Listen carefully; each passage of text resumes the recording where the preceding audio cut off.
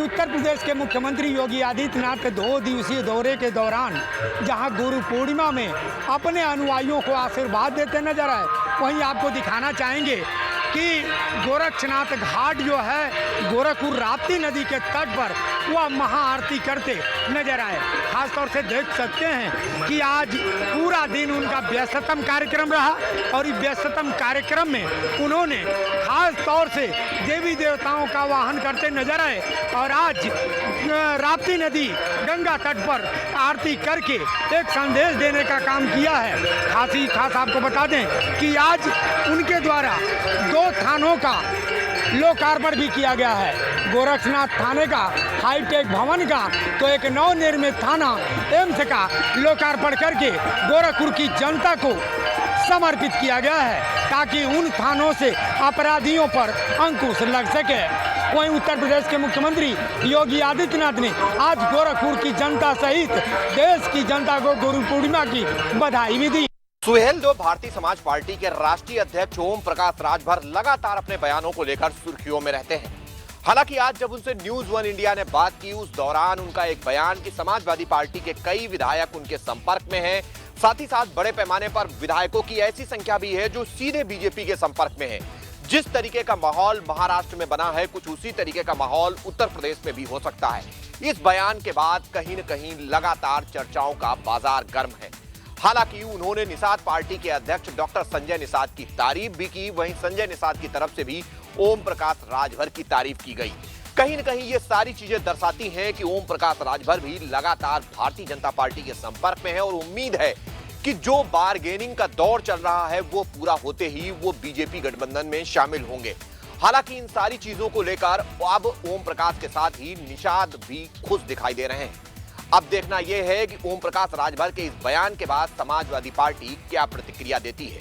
Nishad party के राष्ट्रीय अध्यक्ष संजय निषाद एक बार फिर से सुर्खियों में है। इस बार सुर्खियों का कारण कुछ और नहीं, एक बार फिर से गुरु पूर्णिमा पे अपनी उतारती हुए आरती के वायरल वीडियो के साथ सुर्खियों में बने हैं संजय निषाद। जी आपको बता दें कि जिस तरह से पिछली बार गुरु पूर्णिमा पे उन्होंने अपनी आरती उतारी थी, उनके कार्यकर्ता थे उनको गुरु तरह मानते थे, उन्होंने उनकी आरती उतारी थी। ये कहना था संजय निषाद का पिछली बार के वायरल वीडियो पे। पर आज गुरु पूर्णिमा के पर्व पे एक बार फिर से वही नजारा था जब संजय निषाद बैठे हुए हैं और तमाम कार्यकर्ता बकायदा उनकी आरती उतार रहे हैं। तो इसको देखते हुए जो एक बार फिर से वायरल वीडियो हुआ, अब देखना होगा कि संजय निषाद इस पर क्या कहते हैं। हालांकि पिछली बार उन्होंने बताया था कि कार्यकर्ता उनको गुरु के तौर पे देखते हैं, जो उनके राजनीतिक गुरु मानते हैं, इसलिए उन्होंने उनकी आरती उतारी थी। पर इस बार भी क्या यही जवाब मिलेगा?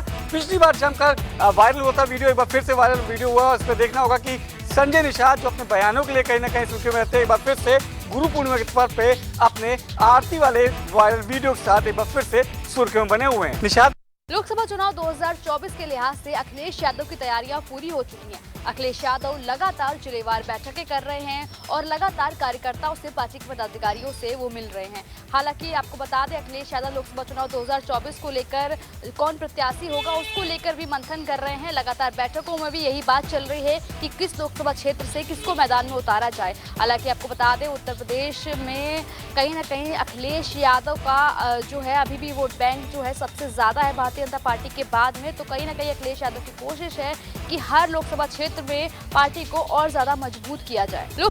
उत्तर प्रदेश का सिंचाई विभाग हमेशा ही सुर्खियों में बना रहा है, लेकिन इस बार सुर्खियां बनने का कारण स्थानांतरण नीति रही है। यानी साफ था कि स्थानांतरण नीति जारी होने के बाद से भी सिंचाई विभाग ने इस बार अवर अभियंता हो या सहायक अभियंता हो या फिर शासी अभियंता हो, इन सभी अभियंताओं के जो है ट्रांसफर पॉलिसी शून्य कर दिया है। ऐसे में लगातार अब आवाजें उठ रही हैं और एसोसिएशन की तरफ से भी मांग की जा रही है कि आखिर स्थानांतरण नीति को क्यों रोक दिया गया। इसको लेकर के लगातार विभाग की ओर से चर्चा बना है। यानी साफ था कि लगभग 8 से 10 वर्षों तक शासी अभियंता, एई, अवर अभियंता सभी जो हैं टिके रहे, लेकिन उनका स्थानांतरण होना था, जिसके बाद से कहीं न कहीं इसको स्थानांतरण नीति को न लागू करके उसके बाद शून्य कर दिया। साफ है कि मनसा जिस तरीके से स्थानांतरण नीति लागू होनी चाहिए थी और जो 8-8, 10-10 सालों से टिके हुए अभियंता थे उनको वहां से हटाना जाना था, लेकिन कहीं न कहीं विभागीय मिली भगत के कारण जो है स्थानांतरण नीति को पूरी तरीके से रोक दिया गया है। लखनऊ पुलिस सुरक्षा को लेकर तमाम दावे करती है। उन दावों को हकीकत में बदलने का काम भी डीसीपी नॉर्थ की पुलिस ने किया, लेकिन वो दावे तब हवा हवाई हो गए जब प्रेस कॉन्फ्रेंस से पहले ही अंतर्राज्यीय जो चोर पकड़े गए थे उनमें से एक चोर इमरान नामक जो चोर था वो पुलिस सुरक्षा के बीच से फरार हो गया। जिसके बाद एक बार फिर से लखनऊ पुलिस की किरकिरी हुई है। कहीं ना कहीं अगर हम हाईटेक चोरों की बात करें तो ये दूसरे प्रदेशों में जब चोरी करने के लिए जाते थे तो बाकायदा फ्लाइट से उन प्रदेशों का रुख करते थे जहां पर उनको चोरी करनी होती थी। लग्जरी गाड़ियां चोरी करके उन्हीं गाड़ियों से सीधा नेपाल चले जाते थे और उन गाड़ियों को नेपाल में बेचा जाता था। हालांकि इस घटना का लखनऊ पुलिस ने खुलासा किया और 5 लोगों को गिरफ्तार किया गया, लेकिन उनमें से एक सातिर इमरान जो कि दूसरे प्रदेशों से गाड़ी चोरी करके नेपाल तक पहुंचाता था, वो फरार हो गया है। अब उसकी गिरफ्तारी के लिए कई टीमें गठित की गई। अब देखना होगा इमरान नामक फरार जो चोर है उसको लखनऊ पुलिस कब तक गिरफ्तार कर पाती है। शरद पवार जी को राजनीति का चाणक्य कहा जाता है, लेकिन जिस तरीके से शरद पवार के होते हुए भी महाराष्ट्र में एनसीपी में एक बड़ी बगावत देखने को मिली, उसके बाद सभी लोग दहल गए। लेकिन अब जो है महाराष्ट्र में पोस्टरबाजी का सिलसिला है वो शुरू हो गया है, जहाँ पर एक और नागपुर में जो है बीजेपी के कार्यकर्ताओं की तरफ से एक पोस्टर लगाया गया है, जिस पोस्टर में देवेंद्र फडणवीस को महाराष्ट्र का नया चाणक्य कहा गया है, क्योंकि देवेंद्र फडणवीस ने ही सबसे पहले शिवसेना में फूट डाली और शिवसेना को 2 गुटों में बांट दिया, और अभी वो सेम चीज़ जो है वो एनसीपी में भी देखने को मिल रही है। इतना ही नहीं, इस पोस्टरबाजी का जो नया मोड़ है वो मुंबई में भी देखने को मिला, जहां पर शिवसेना भवन के बाद कुछ कार्यकर्ताओं ने कुछ अलग ही पोस्टर लगाए। इस पोस्टर में उद्धव ठाकरे और राज ठाकरे को एक साथ आने की अपील की गई है। इन कार्यकर्ताओं को लगाए गए इस पोस्टर में लिखा हुआ था कि महाराष्ट्र के लोग जो है वो इस गंदी राजनीति से थक गए हैं और अब सिर्फ और सिर्फ ठाकरे भाई जो है यानी उद्धव ठाकरे और राज ठाकरे जब तक एक साथ नहीं आ सकते तब तक महाराष्ट्र को कोई नहीं सुधार सकता है। अब देखना ये होगा कि आने वाले वक्त में क्या ये जो चाणक्य देवेंद्र फडणवीस को कहा जा रहा है क्या वो बात सही होगी, और साथ ही साथ क्या ये पोस्टरबाजी में जो जिस तरीके से आम जनता आम कार्यकर्ता ये जो अपील कर रहे हैं कि राज ठाकरे और उद्धव ठाकरे एक साथ मिलकर सामने आए और राजनीति में एक साथ मिलकर लड़े, क्या ये संभव हो सकता है। अमेठी में एक बार फिर गरजा बाबा का बुलडोजर, वहीं भूमाफियाओं में दिखा प्रशासन का खौफ।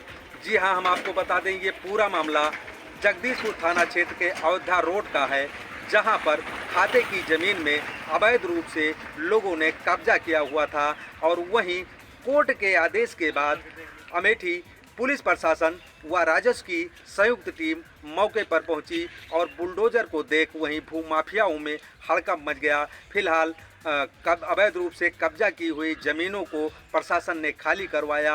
अब देखने वाली बात ये होगी कि जिस तरह से प्रशासन ने अवैध रूप से ज़मीनों को खाली करवाया है, भूमाफियाओं में इसका कहां तक असर या खौफ देखा जा सकता है।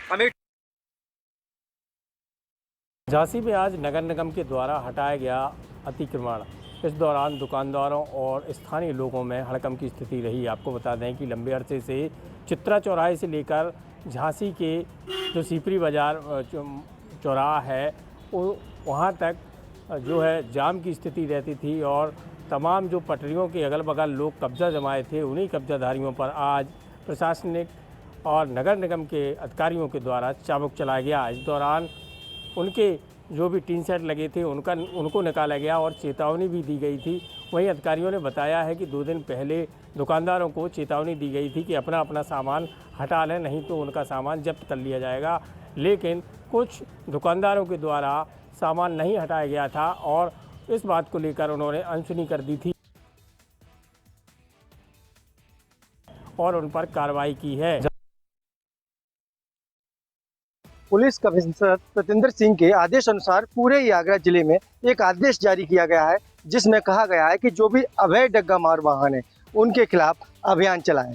इसी क्रम में थाना अध्यक्ष शमशाबाद अनिल कुमार ने भारी पुलिस फोर्स के साथ जो अवैध डग्गा मार वाहन थे उनके खिलाफ एक अभियान चलाया है। आपको यहाँ ऑटो ही ऑटो दिखाई देंगे, जहाँ तक आपकी नज़र जाएगी वहाँ आपको ऑटो ही ऑटो दिखाई देंगे। कहीं ना कहीं जो हादसे हो रहे थे और पूर्व में भी कई हादसे हुए थे, उनको लेकर ये आदेश जारी किया गया था। इसी क्रम में थाना शमशाबाद पुलिस ने एक बड़ी कार्रवाई की है। यहाँ पर जो अवैध ऑटो थे उनको पकड़ा है और करीब एक नहीं करीब 50 ऑटो पर कार्रवाई की गई है, जिसमें मिस्त्री और कटर मंगाकर खुद इन ऑटो को थाने लाया गया है। और यहाँ पर लाने के बाद इनमें जो एक्स्ट्रा आगे सीट्स होती हैं साथ ही साथ जो बम्पर होते हैं जिनकी वजह से कहीं ना कहीं हादसे होते हैं, क्योंकि वो बम्पर ऑटो से एक्स्ट्रा होते हैं, उनको सभी को निकाला गया है। देखिए मेरे सामने आप देख सकते हैं कि तमाम सीट्स और बम्पर हैं जो यहाँ पर पुलिस द्वारा निकलवाए गए हैं, और साफ इन ऑटो चालकों को भी दिशा निर्देश दिया है और कहा गया है, हिदायत दी गई है कि आगे से वो इस तरह की सीट ना लगाएं।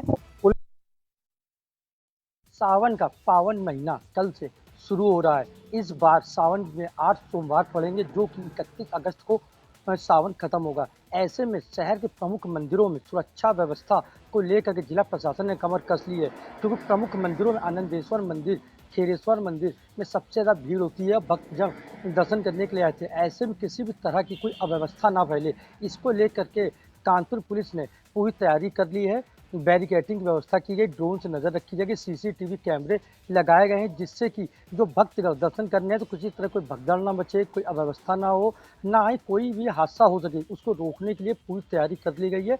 मंदिर में जाने के लिए एक अलग से लाइन लगाई गई है, और लौटने की जो दर्शन करके भक्तगण जब वापस लौटेंगे तो उनके लिए अलग लाइन की व्यवस्था की गई, जिससे कि किसी भी तरह की अव्यवस्था ना फैले। ऐसे में पुलिसकर्मियों को ड्यूटी भी लगाई गई है, चाहे महिला पुलिसकर्मी हो, चाहे पुलिसकर्मी हो, सभी तैनात रहेंगे। यहाँ पे कि सादे में भी पुलिसकर्मियों को तैनात किया गया है, किसी भी तरह की कोई दिक्कत ना हो भक्तगणों को दर्शन करने के लिए, इसके लिए पूरी तैयारी कर ली। इस पूरे मामले को लेकर के ज्वाइंट कमिश्नर आनंद प्रकाश तिवारी ने बताया है कि सभी मंदिरों को निरीक्षण कर लिए गए हैं, वहाँ पर जो भी दिक्कतें हैं, जो भी समस्या थी, उनको दूर कर ली गई है। सावन का 29 जून डबल मर्डर सनसनी केस का आज खुलासा किया गया।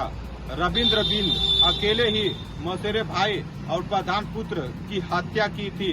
आपको बता दें कि काफी दिनों से मारपीट और गुंडागर्दी आपसी विवाद चल रहा था।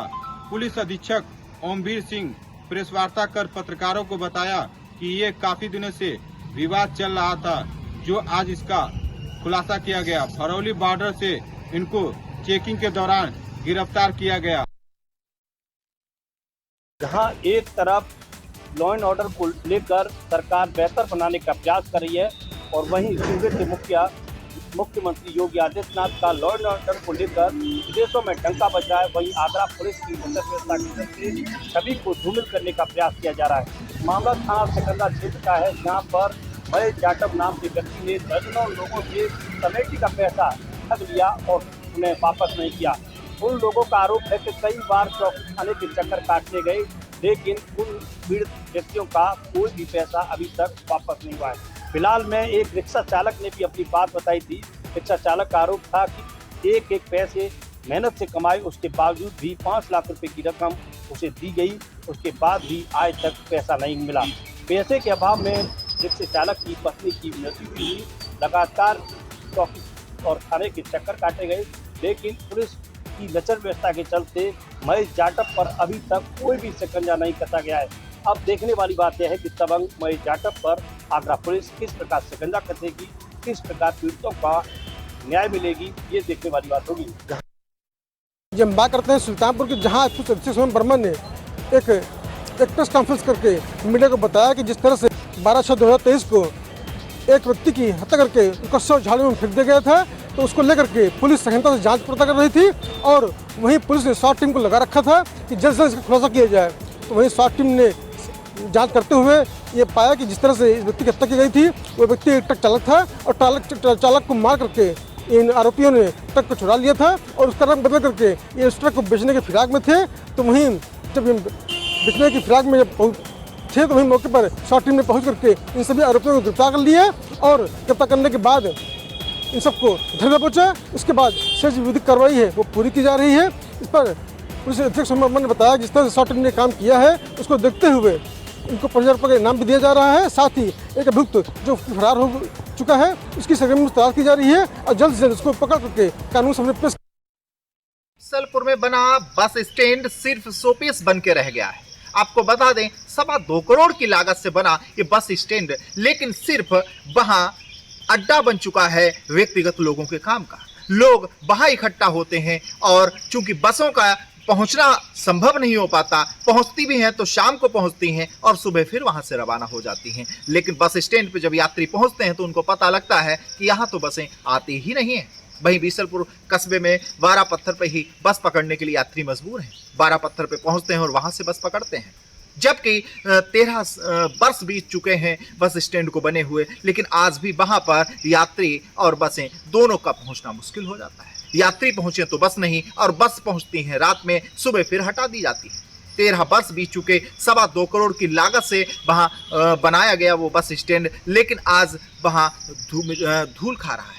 लोग नहीं पहुंच रहे हैं। क्यों नहीं पहुंच रहे हैं? आखिर परिवहन विभाग इतनी बड़ी लापरवाही क्यों बरत रहा है?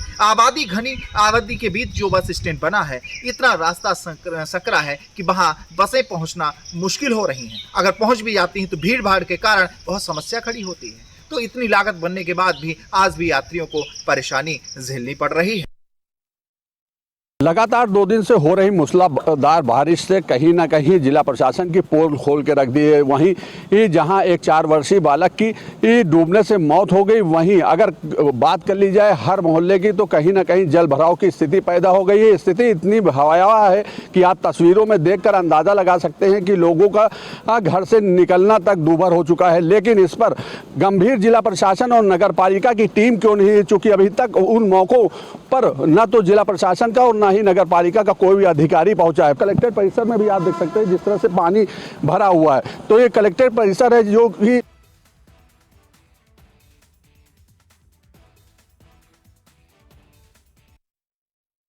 पूर्णिमा का पर्व है, बड़ी धूमधाम से मनाया जा रहा है। लेकिन एक आज बड़ा हादसा हो गया। कुछ परिक्रमार्थी जो कि अपने परिक्रमा देने के बाद में वापस जा रहे थे, अपने जनपद वापस जा रहे थे, लेकिन उनका एक कार और ट्रैक्टर ट्रॉली की भिड़ंत हो गई, जिसमें 3 लोगों की मौके पर ही मृत्यु हो गई। लगभग 20 से अधिक लोग घायल बताए जा रहे हैं, उनकी भी हालत गंभीर है। लेकिन सबसे बड़ी बात देखने की इसमें ये दिखाई पड़ती है कि ये ट्रैक्टर ट्रॉली में जो लोग आते हैं, इनको पुलिस वाले कहीं पर रोकते क्यों नहीं इनको दंडित करते हैं कि ट्रैक्टर ट्रॉली में इतनी भारी संख्या में श्रद्धालु भर के आते हैं, इन पर कोई कार्रवाई नहीं की जाती है। इस कारण से इसकी गलती से 3 लोगों की मृत्यु हो गई है, लगभग 20 लोग घायल हुए हैं, जिसमें एक व्यक्ति की शिनाख्त हुई है जो कि स्विफ्ट कार से था। उसकी शिनाख्त हुई, उसका नाम गोवर्धन बताया जा रहा है और वो भरतपुर का रहने वाला बताया जा रहा है। लेकिन अभी बाकी जो 2 लोगों की मृत्यु हुई है, उनकी शिनाख्त नहीं हो पाई। इस समय हम मौजूद हैं औरैया के आवास विकास में स्थित एक गौशाला में, जहां आप तस्वीरों के माध्यम से देख सकते हैं कि औरैया के गौशाला की जो हालत है किस प्रकार से बदतर नज़र आ रही है। जहां योगी सरकार जो है लगातार गौशालाओं को लेकर सख्ती बरतती नज़र आ रही है, वहीं नगर पालिका के अंदर जो एक ये आवास विकास स्थित गौशाला जो है पड़ती है, यहाँ बीते दिनों आधा दर्जन से अधिक गायों की भूख प्यास सही देखरेख न होने के कारण मौत हो जाती है। वहीं यह मामला जब ईओ के संज्ञान में डाला जाता है तो ईओ जो हैं यहाँ के केयर टेकर को भद्दी भद्दी गालियाँ देते हैं। जैसे ही वह ऑडियो सोशल मीडिया पर वायरल होता है, वहीं सामाजिक संगठन के लोग, गौरक्षा से जुड़े हुए लोग धरने पर बैठ जाते हैं। वहीं ईओ के खिलाफ जो है सख्त से सख्त कार्रवाई की मांग करते हैं। अधिकारियों के आश्वासन के बाद ईओ पर कार्रवाई करने की बात कही जाती है। वहीं आप तस्वीरों में आज देख सकते हैं, जैसे ही यह मामला मीडिया के संज्ञान में आता है, वहीं गौशालाओं में सौंदर्यीकरण का कार्य चालू कर दिया जाता है। सबसे बड़ी बात यह है कि जैसे ही मामला मीडिया के संज्ञान में आया, तभी सौंदर्यीकरण क्यों? लखीमपुर खीरी पुलिस अनुशासनहीनता की हदें पार करने में जुटी है। वहीं एसपी गणेश शाह अनुशासनहीन पुलिसकर्मियों पर कार्रवाई करने से गुरेज करते नजर आ रहे हैं। अलबत्ता खीरी पुलिस कहीं किसी मृतक पर मुकदमा दर्ज कर रही है तो कहीं किसी मासूम को दंगाई बना रही है। हद तो तब हो जाती है जब समाज की रक्षा का दायित्व उठाए पुलिसकर्मी स्वयं ही लूट और दुष्कर्म जैसी घटनाओं के अपराधी बनने लगे। फिलहाल लखीमपुर खीरी में इन दिनों पुलिस की कारगुजारियां सुर्खियों पर है। अब देखना दिलचस्प होगा कि एसपी गणेश शाह इन लापरवाह अधिकारियों पर कब और कैसे कार्रवाई। सिटी कोतवाली के गढ़ गेट चौकी क्षेत्र स्थित ब्रह्मांड कॉलोनी में 2 पक्षों का विवाद हुआ, जिसमें कई लोग गंभीर रूप से घायल भी हुए हैं। आपको बता दें, ब्रह्मनान कॉलोनी में 2 दिन पूर्व बुग्गी खड़ी करने को लेकर आपस में विवाद हुआ था, जिसको लेकर पुलिस ने 151 की कार्रवाई दोनों तरफ से की और दोनों पक्षों के लोगों को जेल भेज दिया था, जिसमें दोनों कल जमानत पे एसडीएम कोर्ट से छूटने के बाद एक पक्ष ने दूसरे पक्ष के घर में घुसकर मारपीट की, जिसमें महिला सहित कई लोग घायल हुए थे। मामला 2 संप्रदाय से जुड़ा होने के चलते भारी पुलिस बल मौके पर पहुंच गया और सीसीटीवी के आधार पर पुलिस ने तकरीबन 10 नामजद व करीब 40 अज्ञात लोग के खिलाफ मुकदमा दर्ज किया है। हालांकि पुलिस ने जो है करीब आधा दर्जन लोगों को भी हिरासत में ले लिया है और जो है कार्रवाई की बात कर रही है। हालांकि पुलिस का कहना है किसी भी तरीके से बवाल करने वाले लोगों को बख्शा नहीं जाएगा। कानपुर के बिदनू थाना क्षेत्र के गोरसा गगोली गांव में उस वक्त हड़कंप मच गया जब एक प्रधान पति की निर्मम धारदार हथियार से हमला करके हत्या कर दी गई। घटना की जानकारी पर पहुंची पुलिस मामले की जांच पड़ताल में जुट गई है। आपको बताते चले कि पूरा मामला बिदनू थाना क्षेत्र के गोरसा गगोली गांव का है, जहां पर प्रधान पति राम कुमार अपने निजी काम से कल देर शाम घर से निकले हुए थे, मगर जब देर शाम तक वो अपने घर नहीं लौटे तो परिवार वालों में अफरा तफरी मच गई। जिसके बाद आज सुबह होने पर प्रधान पति राम कुमार की सड़क के किनारे शव पड़ा हुआ स्थानीय लोगों ने देखा, जिसके बाद घटना की जानकारी पुलिस को दी गई। सूचना मिलते ही मौके पर पहुंची बिदनू थाना पुलिस ने मृतक के परिवार वालों को भी सूचना दी है। प्रथम दृष्टया मृतक के शव को देखकर ये साफ तौर पर प्रतीत हो रहा है कि उनकी गर्दन पर धारदार हथियार से हमला करके निर्मम हत्या की गई है। वहीं परिवार वालों का रो रो कर बुरा हाल है। पुलिस ने मृतक के शव को कब्जे में लेकर पोस्टमार्टम के लिए भेज दिया है, तो साथ ही इस हत्या को अंजाम देने वालों की तलाश में जुट गई है। अपने पिता के जन्मदिन पर मासूम बच्चा टॉफी और चॉकलेट लेने जैसे घर से बाहर निकला तो उसके घर वाले इस इंतजार में बैठे रहे कि बच्चा पिता के जन्मदिन पर चॉकलेट लेके आएगा और पिता को हैप्पी बर्थडे पापा बोलेगा और उनको चॉकलेट खिलाएगा। लेकिन पिता और घर वालों को क्या मालूम था कि कुछ ही घंटों बाद उसकी छत विक्षित लाश मिलेगी और वो मासूम को इस तरह से बेदर्दी से कुचल के मारा जाएगा कि उसका कोई भी हिस्सा सही सलामत नहीं बचेगा। जी हां, रामपुर में ये दिल दहला देने वाली घटना सिविल लाइन थाना क्षेत्र में हुई, जहां बच्चा अपने पिता के जन्मदिन पर चॉकलेट लेने गया था और चॉकलेट लेके जब 2-3 घंटे तक वो वापस नहीं आया तो उसकी तलाश की गई और तलाश करने के बाद जब उसको तलाशा गया तो उसका शव मिला, जहां शव मिलने के बाद पूरे घर में खुशियों का जो माहौल था वो मातम में बदल गया और हंगामा और कोहराम मच गया। अब देखना यही होगा कि 2 दिन से लगातार रामपुर में हो रही इन हत्याओं का पुलिस कैसे पर्दाफाश करती है।